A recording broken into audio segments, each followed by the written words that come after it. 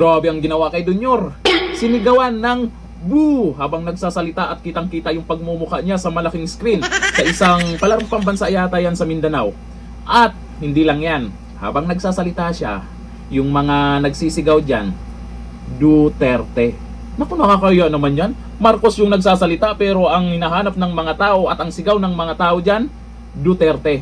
Ibig sabihin yan, sinusuka ka na, Dunyor. Hindi na gusto ng mga tao ang galawan nyo. O eto, panoorin natin ang video sa post po ni mga mata ng Agila. Eto, panoorin po natin kung paano napahiya. Malamang, nakakahiya to, Dunyor, kung napanood mo ang video to.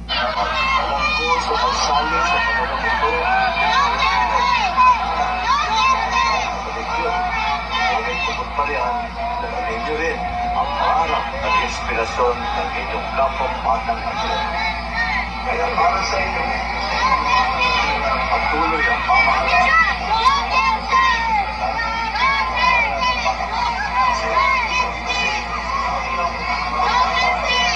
Naglalaan ang Philippine Sports Commission ng mga incentive para sa mga medalista sa regular sports at sa Paragames bilang pagkikilala sa inyong husay.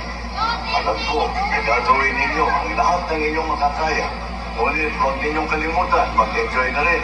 Marami kayong matututunan sa palarong ito na matadala ninyo kahit saan man kayo magpunta. Dito ninyo matututunan ang disiplina, tiyaga, respeto at malasakit sa kampo. Lagi ninyong isipin na kami ay susuporta sa inyo kasama ng inyong mga magulang, mahal sa buhay, guro at mga coach. Dalangin ko ang inyong tagumpay sa paliksahang ito. Daghang salamat. Mabuhay ang ating mga atleta. Mabuhay ang bagong Pilipinas.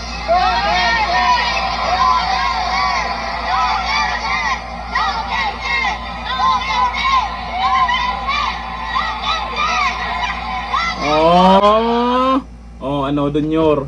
Kung ano yung pinagyayaw-yaw mo dyan, hindi na sila naniniwala. Kung baga, yung mga nakaraan kasing mga sinasabi niya sa tingin ng iba ay kasinungalingan. Hindi na sila naniniwala. Hindi nakikinig yung mga tao dyan.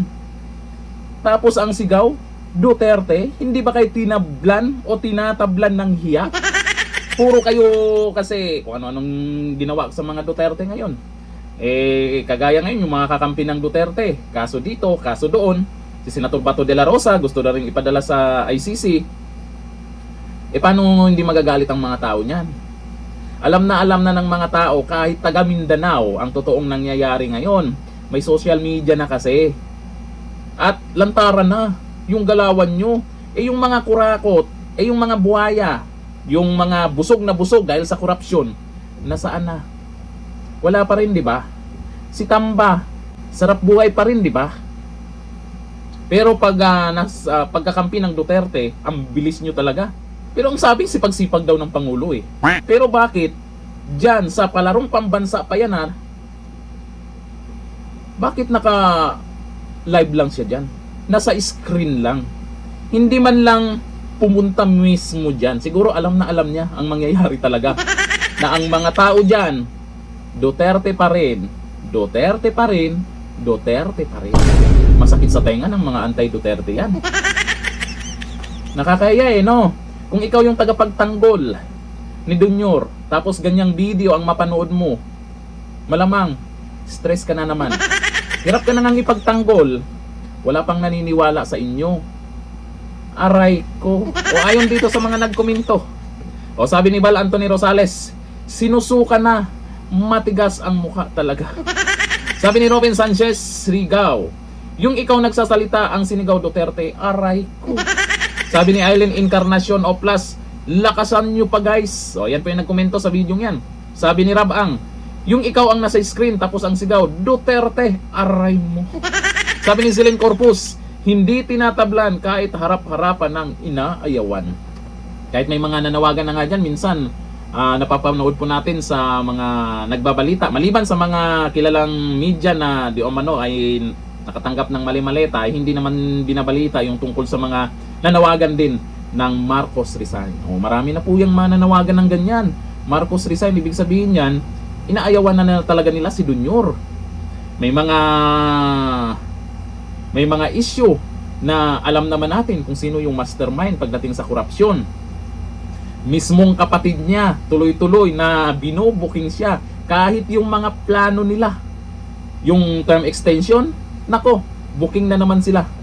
Ayon yan kay Senator Amy Marcos doon sa inilabas na video diyan sa Senado.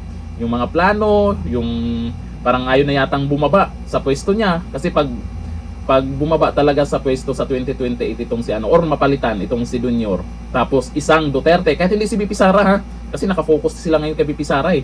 Baka magulat sila si Basti Duterte pala yung tatakbong pangulo eh. Kahit sino sa mga Duterte na maging pangulo, lagot talaga kayo. Yan ang kinakatakutan ng mga buhaya ngayon. Kaya habang maaga pa, lahat gagawin nila.